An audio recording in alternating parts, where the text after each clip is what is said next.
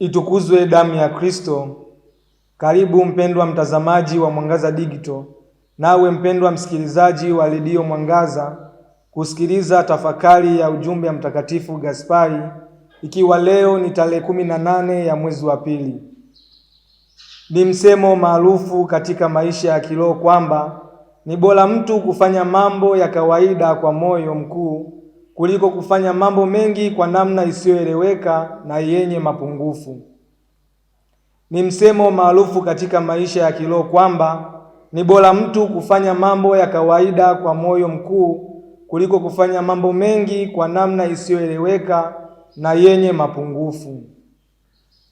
Ujumbe huu wa Mtakatifu Gaspari unatualika kufanya mambo hata kama ni kidogo ila vizuri, lakini sio kufanya mambo mengi kwa namna isiyo nzuri au njema.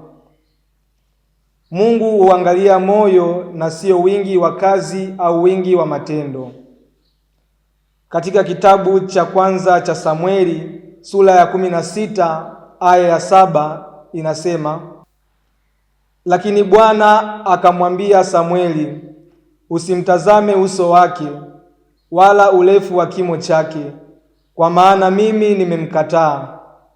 Bwana haangalii kama binadamu aangaliavyo, maana wanadamu huitazama sura ya nje, bali Bwana huutazama moyo. Katika mstari huu tunaona jinsi Mungu alivyowakataa watoto wengine wa Yese waliokuwa wakubwa na kumchagua Daudi aliyekuwa mdogo kuwa mfalme kupitia Samueli. Hii inaonyesha kuwa kufanya mambo ya kawaida kwa moyo mkuu, safi na mtiifu humpendeza Mungu zaidi kuliko kufanya mambo mengi bila uelewa, unyenyekevu au uaminifu. Pia ujumbe huu wa Mtakatifu Gaspari unatuonesha kuwa uaminifu katika mambo madogo ni msingi wa baraka. Mungu anathamini sana uaminifu katika mambo ya kawaida. Si lazima mtu afanye mambo makubwa mengi. Kile kidogo mtu anachofanya akifanye kwa moyo mkuu na kwa Mungu kina uzito mkubwa rohoni. Upendo pia una nafasi kubwa sana katika maisha yetu na matendo yetu. Bila upendo, maisha yetu na matendo yetu hayana maana. Kama mtu anafanya mambo mengi ya kiroho au ya kijamii bila upendo na nia safi, yote ni bure mbele za Mungu. Upendo unatoka moyoni, si kwenye idadi ya vitu au matendo.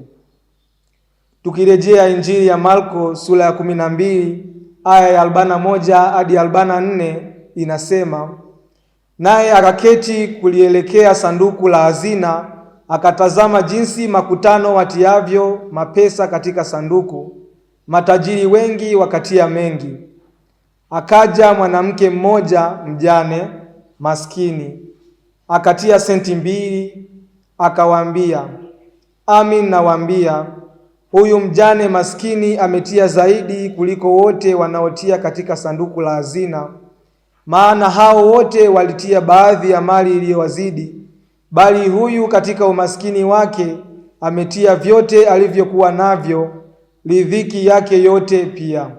Mjane huyu alitoa kidogo alichokuwa nacho kwa moyo mkuu na wenye upendo. Huu ni ushahidi kuwa kiasi kidogo kilichotolewa kwa moyo mkuu kina thamani kubwa kuliko vingi vilivyotolewa bila kujitoa. Kufanya mambo mengi kwa namna isiyoeleweka au bila msingi wa kweli wa neno la Mungu kunaweza kuleta madhara badala ya faida ya kiroho, ikiwemo kujiweka mbali na uwepo wa Mungu. Ni bora kufanya mambo machache lakini kwa moyo safi, upendo na uaminifu kuliko kufanya mambo mengi bila upendo. Mungu hupendeza zaidi na moyo uliokabidhiwa kwake kuliko shughuli nyingi zisizo na mizizi ya kiroho. Hivyo, tumwombe Mungu atujalie fadhili ya kufanya mambo hata kama ni kidogo, ila kwa upendo na kwa namna yenye kumpendeza yeye. Itukuzwe damu ya Kristo! Niliyekuletea tafakari hii ni Frateri Pacomi Deogratias Mnubi, frateli wa shirika la wamisionari wa damu azizi ya Yesu.